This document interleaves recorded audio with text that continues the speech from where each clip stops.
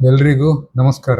3 ದಿನದ ಮೌನ ಧ್ಯಾನ ಅದರ 5ನೇ ವಿಡಿಯೋ ಇದು. ಇದರಲ್ಲಿ ನಾವು ಮೌನ ಅಂದ್ರೆ ಏನಂತ ನೋಡೋಣ. ಮೌನ ಅಂದ್ರೆ ಬರೀ ಮಾತನಾಡದೇ ಇರುವುದಲ್ಲ, ಅಥವಾ ಚುಪ್ಪಿ, ಹಿಂದಿಯಲ್ಲಿ ಚುಪ್ಪಿ ಅಂತ ಹೇಳ್ತಾರಲ್ಲ, ಚುಪ್ಪಿ ಅಲ್ಲ. ಓಕೆ, ಒಳಗಡೆಯ ಕೋಲಾಹಲ, ಒಳಗಡೆ ನಾವು ಮಾತಾಡ್ತೀವಲ್ಲ, ನಮ್ಮ ಒಳಗೆ ಮಾತಾಡೋದು ಅಂತ ಹೇಳ್ತೀವಲ್ಲ, ಮನಸ್ಸಿನಲ್ಲಿ ಮಾತಾಡೋದು, ಅದು ನಿಲ್ಬೇಕು. ಮನಸ್ಸಿನ ಅಲ್ಲೋಲ ಕಲ್ಲೋಲ ನಿಲ್ಬೇಕು. ಈ ಮನಸ್ಸಿನ ಅಲ್ಲೋಲ ಕಲ್ಲೋಲ ಅಥವಾ ಮನಸ್ಸಿನ ಮಾತಾಡುವಿಕೆ ನಿಲ್ಲುವುದೇ ನಿಜವಾದ ಮೌನ. ಆಗ ನಮ್ಗೊಂದು ಸಂದೇಹ ಬರ್ತದೆ, ಮನಸ್ಸಿನ ಮಾತಾಡುವಿಕೆ ನಿಲ್ಲುವುದಾದ್ರೆ ನಾವು ಹೊರಗಡೆ ಮಾತಾಡೋದನ್ನ ಯಾಕೆ ಬಂದ್ ಮಾಡ್ಬೇಕು ಅಂತ ಹೇಳಿ ಒಂದು ಕ್ವಶನ್ ಬಂದೇ ಬರ್ತದೆ ಅಲ್ವಾ. ಈ ಉತ್ತರ ಏನಂದ್ರೆ, ನಾವು ಯಾವಾಗ ಹೊರಗಡೆ ಮಾತಾಡೋದು ಬಂದ್ ಮಾಡ್ತೀವಲ್ಲ, ಹಾಗೆ ಬಂದ್ ಮಾಡಿ ಸುಮಾರು ಹೊತ್ತು ಅಥವಾ ಸುಮಾರು ಗಂಟೆ, ಸುಮಾರು ದಿನ ಇದ್ರೆ ಒಳಗಡೆಯ ಮಾತುಕತೆ ಇದೆಯಲ್ಲ, ಅದು ಆಟೋಮ್ಯಾಟಿಕ್ ಆಗಿ ಕ್ಷೀಣ ಆಗ್ತಾ ಆಗ್ತಾ ಬಂದ್ ಆಗ್ಬಿಡ್ತದೆ ಒಂದು ಸ್ಟೇಜ್ ನಲ್ಲಿ. ಇದು ಅದರ ಮೆಕ್ಯಾನಿಸಮ್, ಅದು ಹೇಗೆ ವರ್ಕ್ ಆಗ್ತದೆ ಅಂತ ಹೇಳಿ. ಎಲ್ಲಾ ಮಾತಾಡದೆ ಇರುವುದು ಮೌನವಲ್ಲ, ಎಲ್ಲಾ ರೀತಿಯ ಮಾತನಾಡದೆ ಇರುವುದು ಮೌನವಲ್ಲ. ಉದಾಹರಣೆಗೆ, ಗಂಡ ಹೆಂಡತಿಗೆ ಜಗಳ ಆಗ್ಬಿಡ್ತು, ಗಂಡನು ಮೌನ, ಹೆಂಡತಿನು ಮೌನ. ಅಲ್ಲಿ ಪಕ್ಕ ನೋಡ್ಲಿಕ್ಕೆ ಇಬ್ರು ಬಾರಿ ಮೌನದಲ್ಲಿದ್ದಾಗೆ ಕಾಣ್ತದೆ, ಬಟ್ ಒಳಗಡೆ ಅಲ್ಲಿ ಜ್ವಾಲಾಮುಖಿ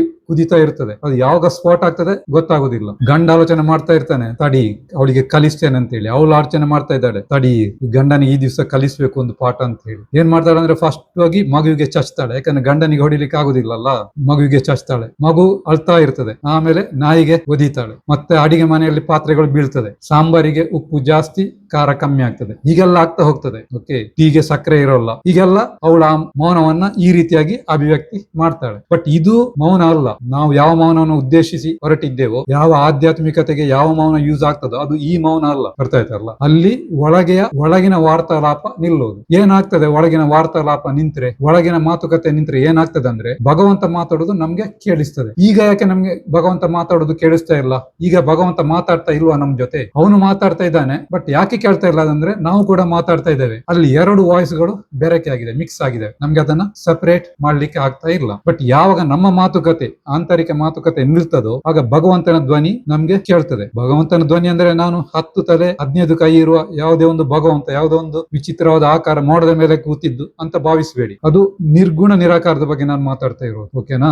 ಅರ್ಥ ಮಾಡಿಕೊಳ್ಳಿ, ಕನ್ಫ್ಯೂಷನ್ ಮಾಡ್ಕೋಬೇಡಿ. ಆ ವಾಯ್ಸ್ ಹೇಗೆ ಕೇಳ್ತದೆ ಅಂದ್ರೆ, ಒಂದು ಇಂಟ್ಯೂಷನ್ ಮುಖಾಂತರ, ನಿಮ್ಮೊಳಗೆ ಒಂದು ಆಂತರಿಕ ತಿಳುವಳಿಕೆ, ಇಂಟ್ಯೂಷನ್, ಆ ಮುಖಾಂತರ ನಿಮ್ಗೆ ತಿಳಿಬಹುದು. ಅಥವಾ ಯಾವುದೋ ಮಾತುಗಳು ಕಿವಿಯಲ್ಲಿ ಕೇಳಿದಾಗೆ ಆಗ್ಬಹುದು, ಅಥವಾ ಯಾವುದೇ ಮಾತುಗಳು ಎದುರಿನಲ್ಲಿ ಒಂದು ಸ್ಕ್ರೀನ್ ನಲ್ಲಿ ಬಂದ ಹಾಗೆ ಕಾಣಬಹುದು. ಯಾಕಂದ್ರೆ ಕೆಲವರು ಆಡಿಟರಿ ಪರ್ಸನಾಲಿಟಿ ಅಂತ ಇರ್ತಾರೆ, ಅವರಿಗೆ ಕಿವಿಯಲ್ಲಿ ಕೇಳಿದಾಗೆ ಆಗಬಹುದು. ವಿಜುವಲ್ ಪರ್ಸನಾಲಿಟಿ ಅಂತ ಇರ್ತಾರೆ, ಅವರಿಗೆ ಕಣ್ಣ ಮುಂದೆ ಬಂದಾಗೆ ಆಗಬಹುದು. ಹೀಗೆ ಬೇರೆ ಬೇರೆ ರೀತಿಯಲ್ಲಿ ಅದು ತೋರಿ ಬರುವ ಚಾನ್ಸ್ ಇದೆ. ಕೆಲವರು ಮೌನ ಕೇಳಿದಾಗ ಅದರಲ್ಲಿ ಅಸ್ತಿತ್ವದ ಮೂಲ ಧ್ವನಿ ಓಂಕಾರನೇ ಕೇಳ್ತಾ ಇರಬಹುದು ಆ ಮೌನದಲ್ಲಿ. ಅದು ಕೂಡ ಅವರು ಭಗವಂತನ ಅಸ್ತಿತ್ವದ ಪರಮ ಸತ್ಯದ ಹತ್ತಿರ ಬಂದಿದ್ದಾರೆ ಎಂಬುದನ್ನ ಸೂಚಿಸುತ್ತದೆ. ಅದು ಒಂದು ಸಂಕೇತ. ಹೀಗೆ ನಿಜವಾದ ಮೌನ ಘಟಿಸಿದ್ರೆ ಇಷ್ಟೆಲ್ಲ ಬದಲಾವಣೆ ನಮ್ಮೊಳಗೆ ಉಂಟಾಗ್ತದೆ. ಮತ್ತೆ ಅದು ಆ ಕ್ರಿಯೇಟಿವಿಟಿಯನ್ನು ಕೂಡ ಉಂಟು ಮಾಡ್ತದೆ. ಇದೇ ನಿಜವಾದ ಮೌನ. ಮೌನದ ಅವಧಿ ದೀರ್ಘವಾದ ಹಾಗೆ ನಾವು ಆಳವಾದ ಮೌನಕ್ಕೆ ಇಳಿತಾ ಹೋಗ್ತೇವೆ. ಅದಕ್ಕೇನೆ ಹೇಳಿದ್ದು ನಮ್ಮ ಉಪನಿಷತ್ತುಗಳನ್ನ ಶ್ರುತಿ ಅಂತೇಳಿ. ಶ್ರುತಿ ಅಂದ್ರೆ ಅದು ಕೇಳಿದಂದ್ರೆ ಯಾವಾಗ ಋಷಿ ಮುನಿಗಳು ಗಾಢವಾದ ಮೌನದಲ್ಲಿ ತಲ್ಲೀನರಾಗ್ತಾರೋ, ಆಗ ಅವರಿಗೆ ಅಸ್ತಿತ್ವದ